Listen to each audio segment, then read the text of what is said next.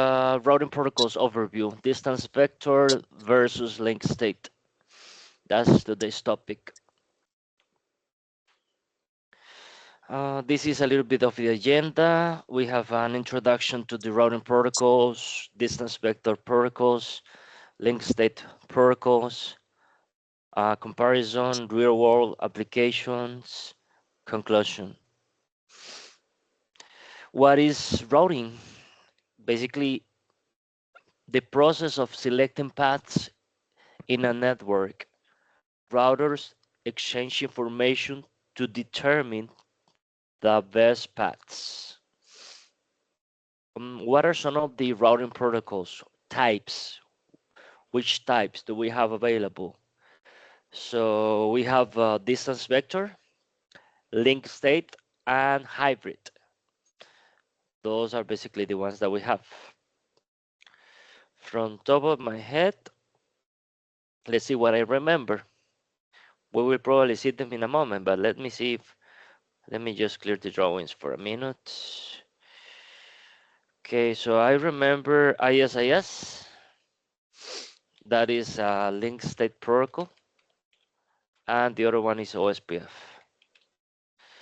What about distance vector? I remember that we have um, RIP, mainly RIP, and actually this one is more like it's actually more like a link state. It's more like a distance vector. The one when we talk about EIGRP, usually they say is hybrid, but on the last class they were stating that it's more like a distance vector. So we might have to double check on that. Let me actually do some research. Let's go. Let me do some research real quick. Let me clear the drawings for a moment. Let's go. So the question that we have right now is whether EIGRP is a hybrid or a distance vector. Let's validate that.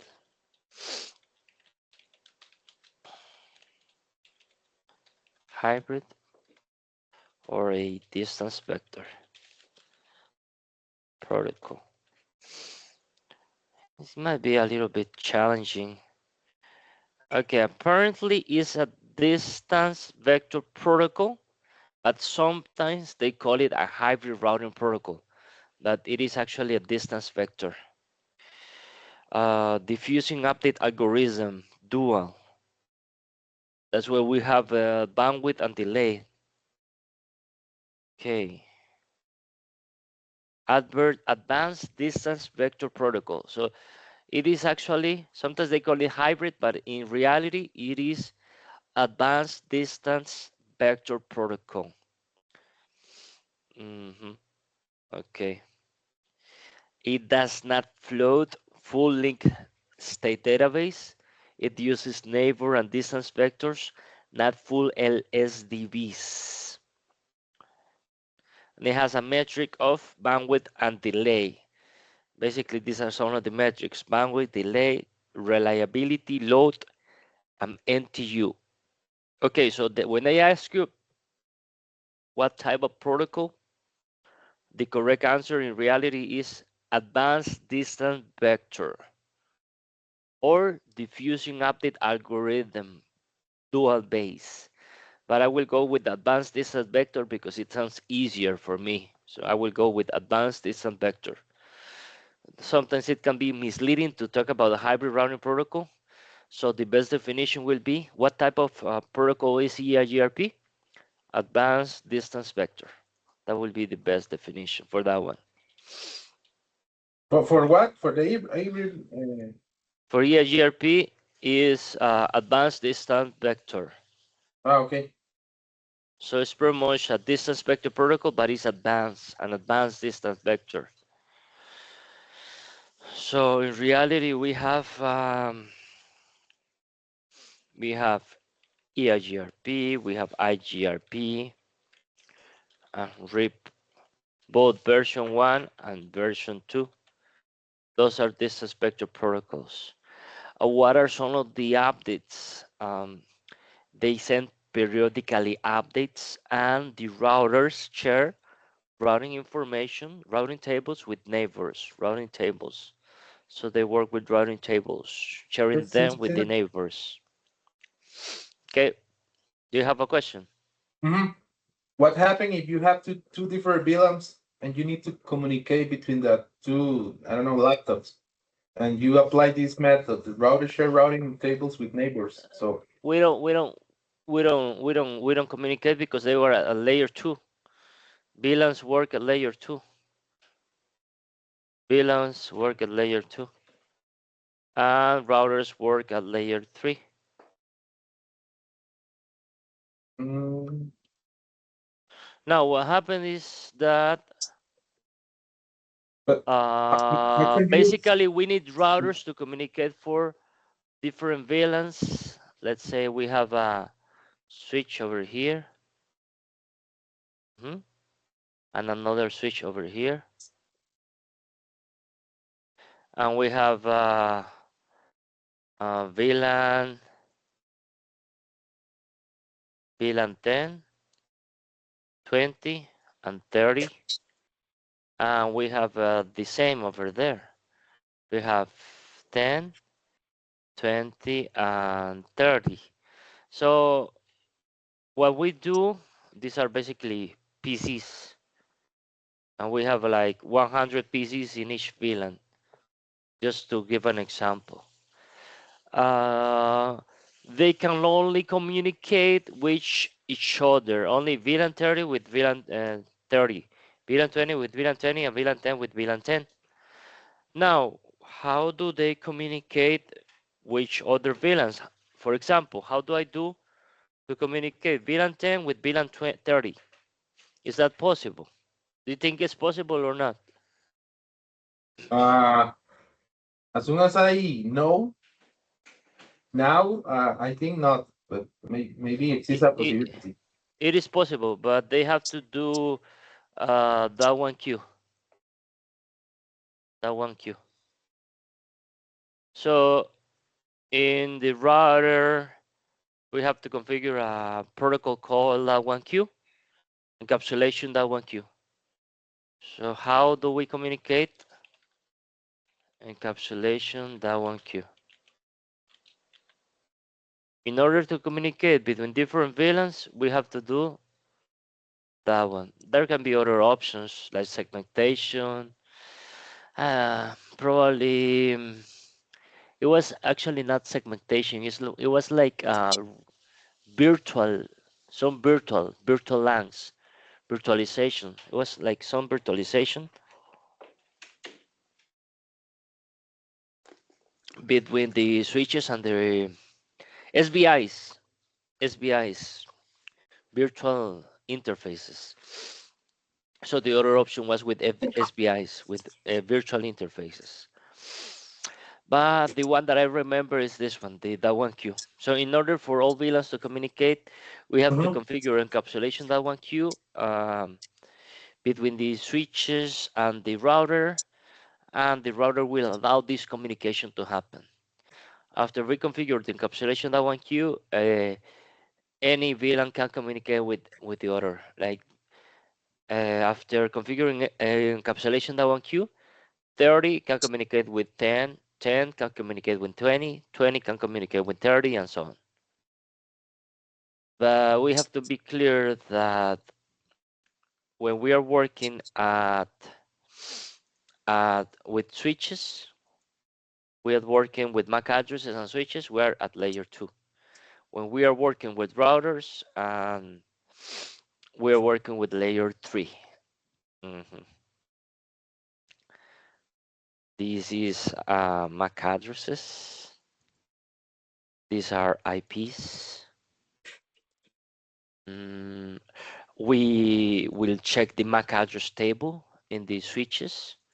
We will check the routing table in the routers, meaning that to check the MAC addresses, we will do show MAC address table in the switch.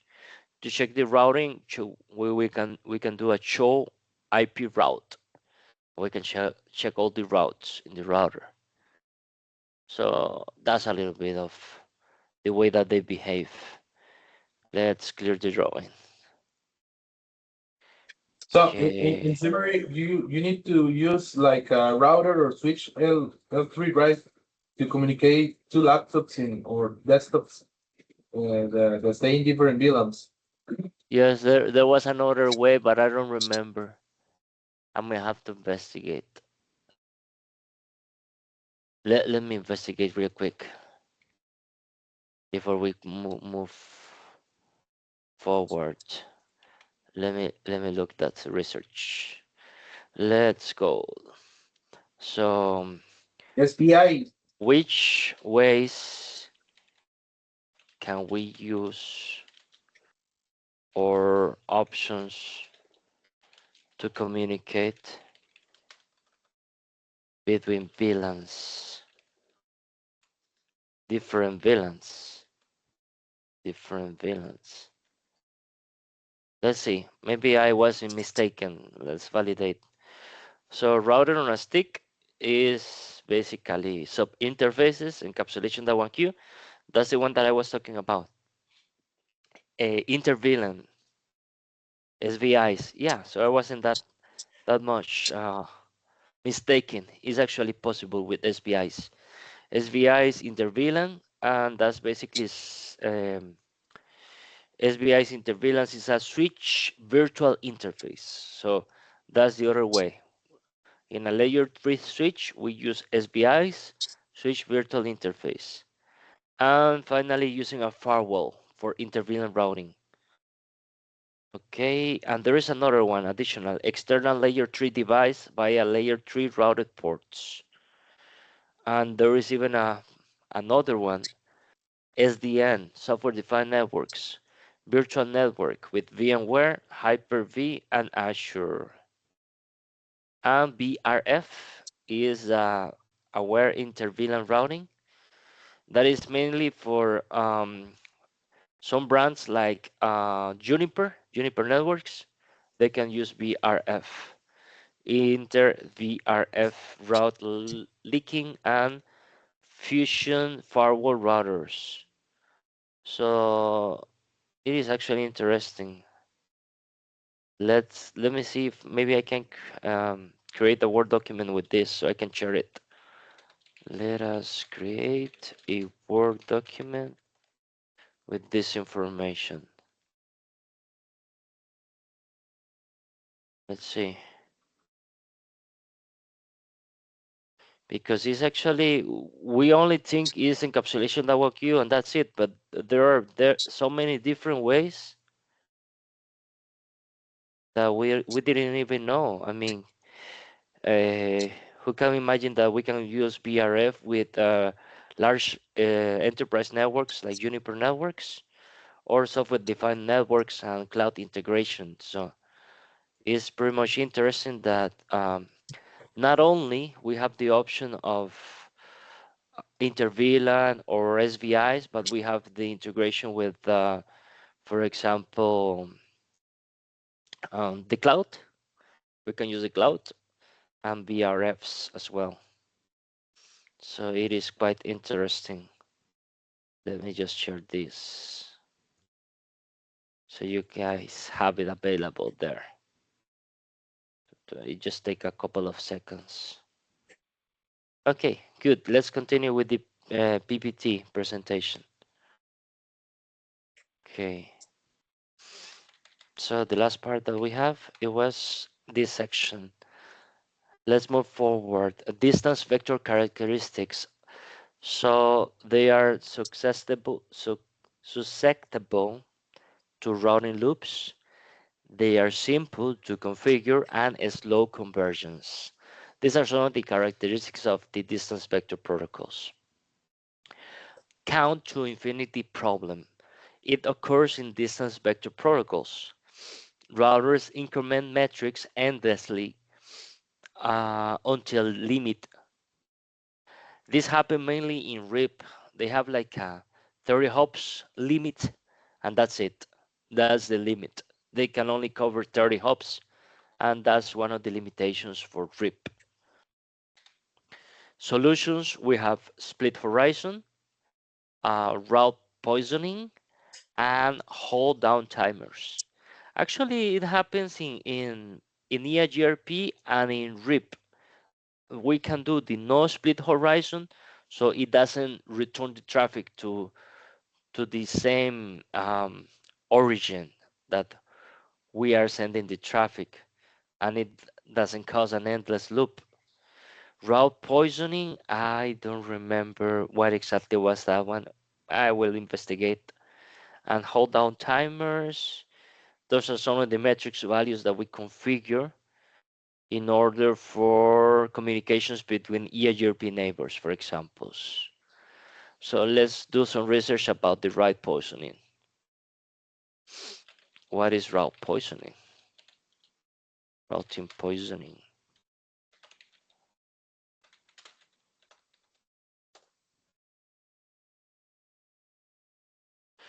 Okay, it is a technique in the distance vector routing protocols like RIP, quickly routing loops. Okay, so we are preventing routing loops. Route poisoning marks the failed route as unreachable by advertising with a special infinite metric. Okay. How do we configure is the great question. What do we use it? Routing loops, count to infinite problems, but how? No, but it doesn't really say how to configure. It's like a mechanism to avoid routing loops, but it doesn't state how to configure it. So let me validate that. How do we configure route poisoning, for example, in RIP version 2?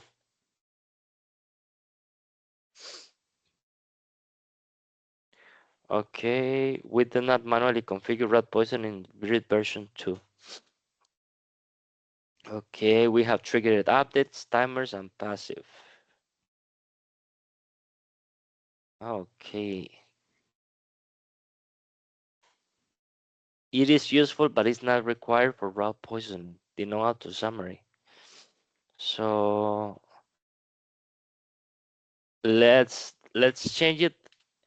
Let's change the question. How can we configure route poisoning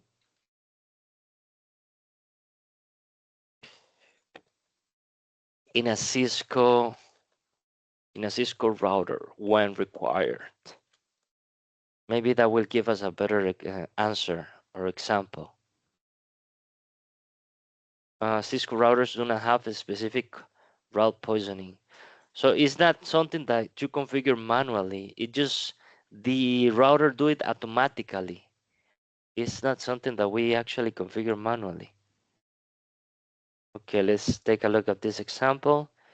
The increment of 16, it is unreachable. Then we have an access list to permit some traffic, and of list out of 10, 16 gigabit 00.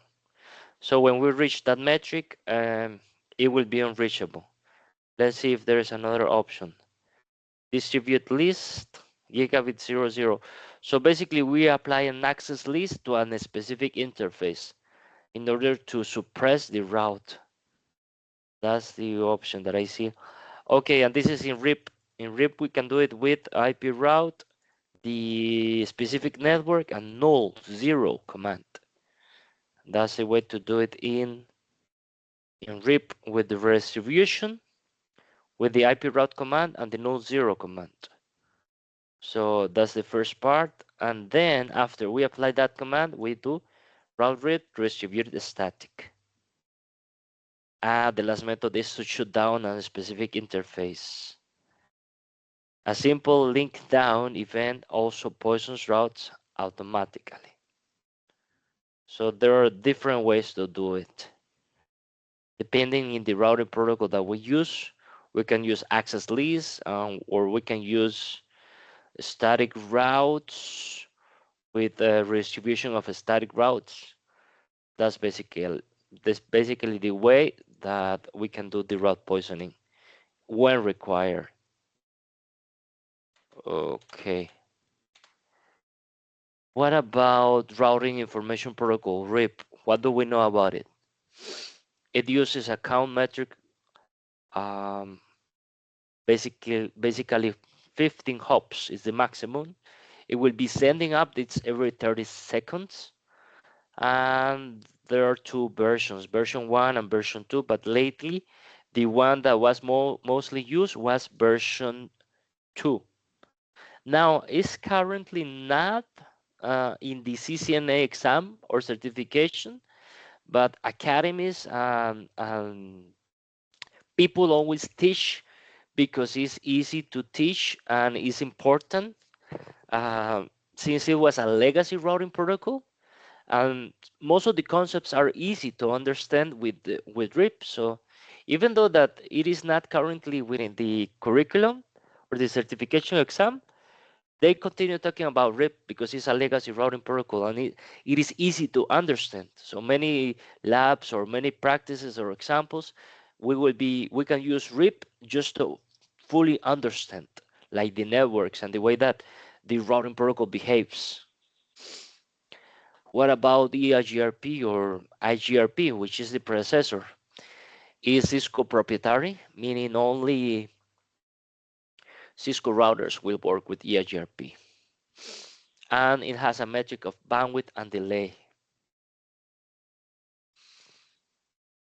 So let's take a look at what could happen here. So let's say we have a Juniper routers. Then we have Cisco routers. Then we have Fortinet firewalls. Then we have what else? Meraki routers. What about Meraki Aruba? routers. We can have Aruba routers.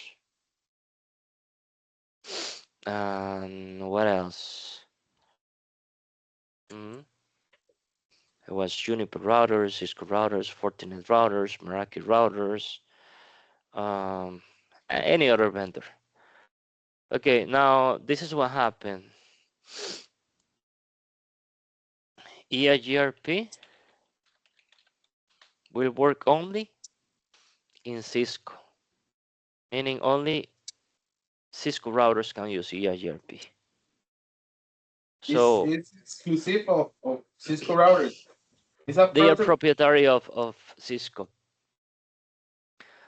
So what happened if we have a network with EIGRP and we want to share the information with Juniper, Fortinet, Aruba, and Meraki?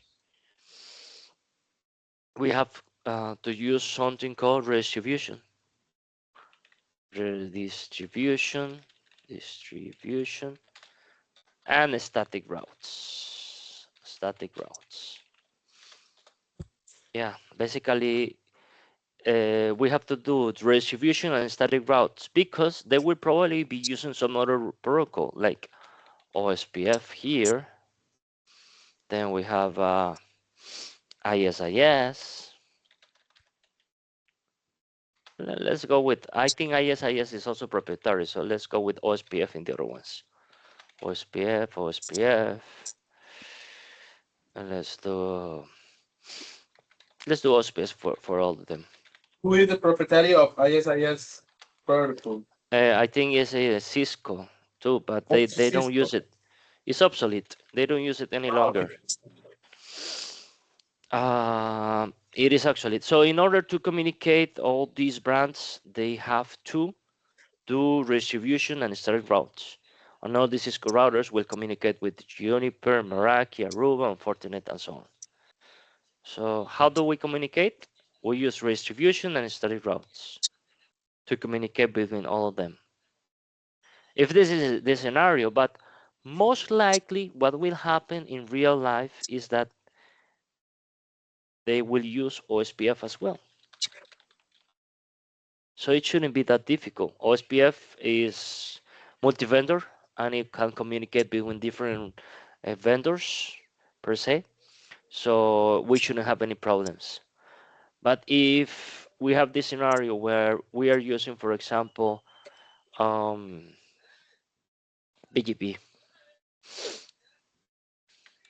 and BGP is actually not proprietary, you can use BGP in pretty much all of them as well. But depending on the network hierarchy and the topology and all that, we will have to do redistribution between OSPF and BGP. BGP is another protocol. BGP is another protocol, but is actually in the Older? in the CCNP. Is actually no, is for the ISPs, but it's actually not covered in the CCNA. Is in the CCNP. So this is actually CCNP level. So it's an advanced protocol per se, but it's covered in the CCNP. With CCNA, we don't need to know much about BGP. You need to dominate the OSPF protocol to understand the BGP. You need to dominate OSPF. You have to understand about EIGRP and switches and VLANs and virtualization and automation, and that's pretty much. But Okay. BGP is in the CCNP level, so we don't have to worry much. However, they use it a lot in companies, so it's important to become familiar with that one. So if you can do your own research and investigate about BGP is important because the internet service providers or the ISPs to communicate between routers, they use BGP. Okay, let's clear the drawings and let's move forward. Okay. Okay, I need to stop sharing the taking notes. What about link state protocols? What can we say about those? These are some of the examples. ISIS and OSPF. The routers exchange topology information and each router builds full map of network. What are some of the characteristics of link state? They are scalable, more complex to configure, and faster convergence. OSPF, shortest path first. It uses the Dijkstra SPF algorithm in the hierarchical design areas and is an open standard. Meaning, open standard is what we talk about, that they can communicate between different vendors. So you can have Cisco routers with Meraki and Meraki with Fortinet, and then Fortinet with Juniper and so on, and they are all using OSPF because it's an open standard protocol. ISIS is a system to intermediate system.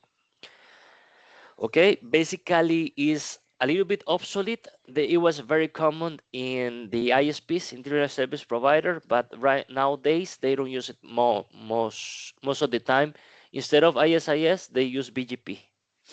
It is scalable and efficient. It's similar to OSPF.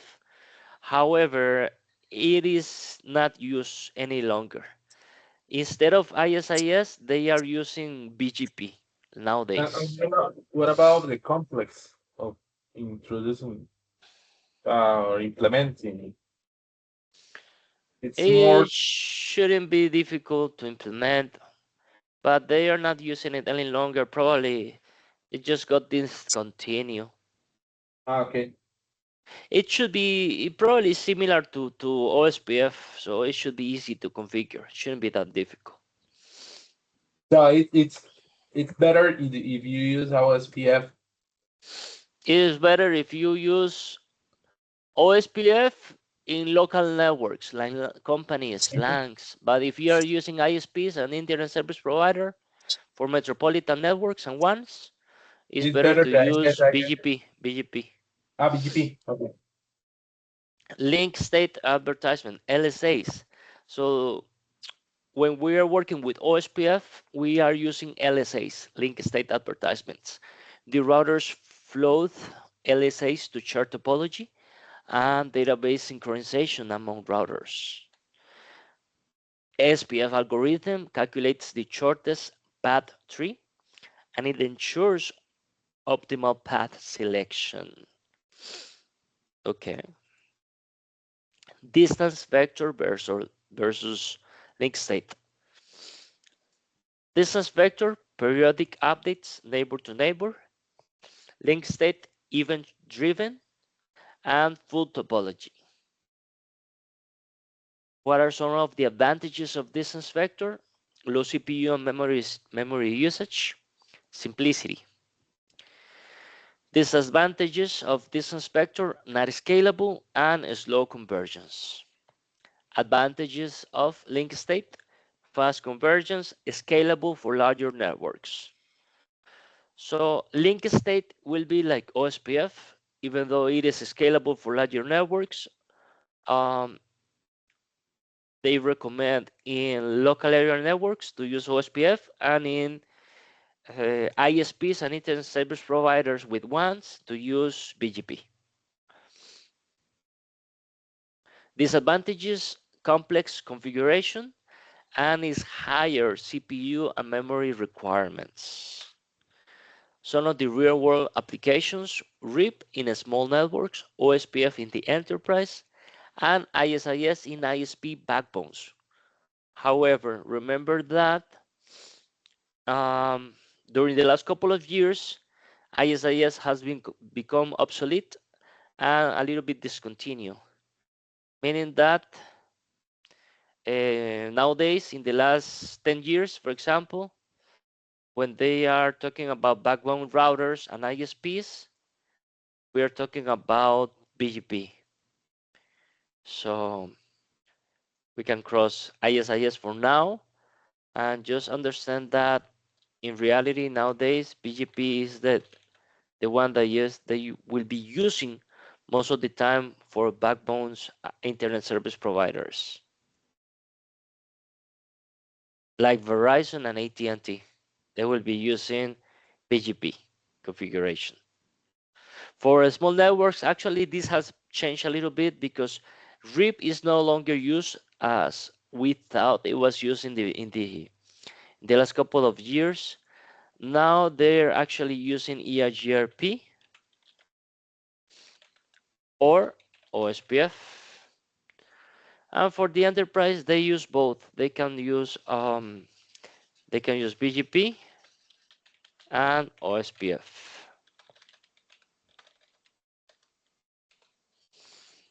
most of the time. So that's a little bit of the changes that we have during the last couple of years. For the internet service providers, we are using ISP. For the enterprise networks, we are using BGP and OSPF. And for the smaller networks, we are using EIGRP and OSPF, depending in the brand. Because if we are working with Cisco, we can use EIGRP. But if we are using Juniper, we cannot use EIGRP. By force, we will have to use OSPF. Okay. Let's continue moving forward. Let's see what else we have. In conclusion, distance vector is simple but limited. Link state is complex but powerful. And protocol choice depends on the network size and needs. Y eso sería todo. Voy a ver si detengo la grabación. Denme nada más un toquecito. Vamos a ver.